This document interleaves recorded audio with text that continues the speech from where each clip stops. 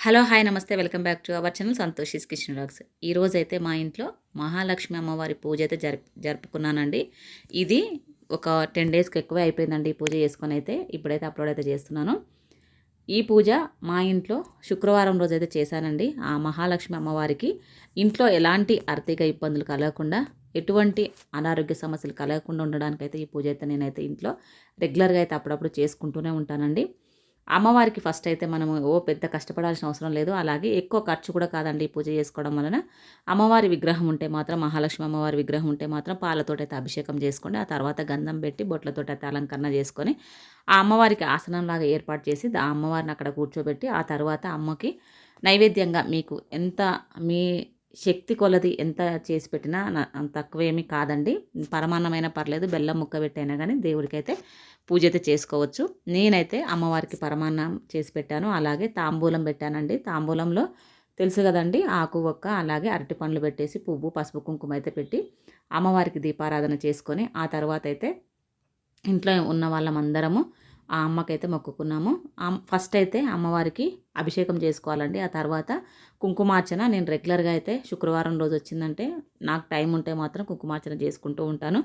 Especially దేవి నవరాత్రులు అయితే రెగ్యులర్గా చేసుకుంటానండి. టైం ఉంటే మాత్రం మిగతా సమయంలో నాకు టైం ఉంటే మాత్రం తప్పకుండా అయితే కుంకుమార్చన చేసుకుంటూ ఉంటాను. ఈరోజైతే కుంకుమార్చన అయితే చేసుకున్నానండి. ఆ తర్వాత అయితే ఇలా అమ్మవారికి నైవేద్యము, అలాగే పసుపు కుంకుమ తాంబూలము అంతా సమర్పించిన తర్వాత పంచముఖ హారతి కూడా ఇస్తూ ఉంటానండి నేను ఇంట్లో. పంచముఖ హారతి ఉంటే ఇవ్వండి, లేదంటే ఒక 5 ఒత్తులు రెడీ చేసుకొని, మనకి దీప ప్రమిదలు ఉంటాయి కదండి, వాటిలలో వేసేసి 5 దీపాలలాగా చేసి మనము పంచముఖ హారతిలాగా కూడా అమ్మకైతే చూపించవచ్చండి. అది హారతిస్తే చాలా మంచిదంట. ఆమెకు ప్రీతికరమైన ఆ పంచముఖ హారతి అంటే ఆమెకు ఇష్టమంట. అందుకనే పంచముఖ హారతినైతే ఎక్కువగా ఇస్తూ ఉంటారు. నాకు వేరే వాళ్ళు చెప్తే తెలిసిందండి. నాకు స్వతహాగా అయితే దాని గురించి అంతగా అయితే తెలియదు. మళ్ళీ కామెంట్ సెక్షన్‌లో అయితే కామెంట్ అయితే పెట్టకండి. ఎవ్వరికి ఉన్నంతలో, ఎంత ఉన్నంతలో అంత పూజ అయితే చేసుకోవచ్చు. నాకు వేరే వాళ్ళు చేస్తున్నారు గదా, లేకపోతే పక్కింటి వాళ్ళు చేస్తున్నారు గదా అని మాత్రం అనుకోవద్దు. మీకు చెయ్యాలన్నంత మనసు తృప్తిగా అనిపిస్తది నేను పూజ చేసుకుంటే అంటే మాత్రం చేసుకోండి. లేదంటే వదిలేయండి. ఒక నామం చెప్పుకున్నా గానీ అమ్మ ఆశీర్వాదం అయితే ఉంటుందండి. ఎవరో చేశారు, ఎవరో చెప్పారని మాత్రం చేయకండి. మీకు మనసుకు నచ్చితేనే చేయండి. మనకు నచ్చకపోతే మాత్రం వదిలేయండి.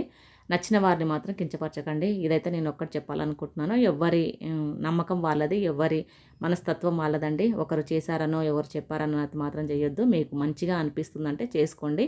మనకి పూజ చేసినామంటే మనసు ప్రశాంతంగా, పాజిటివ్‌గా ఉంటుందండి. అందుకని ఇలాంటి పూజలు అయితే అప్పుడప్పుడు చేసుకుంటూ ఉంటాను. నచ్చితే మాత్రం సబ్స్క్రైబ్ చేసుకోండి.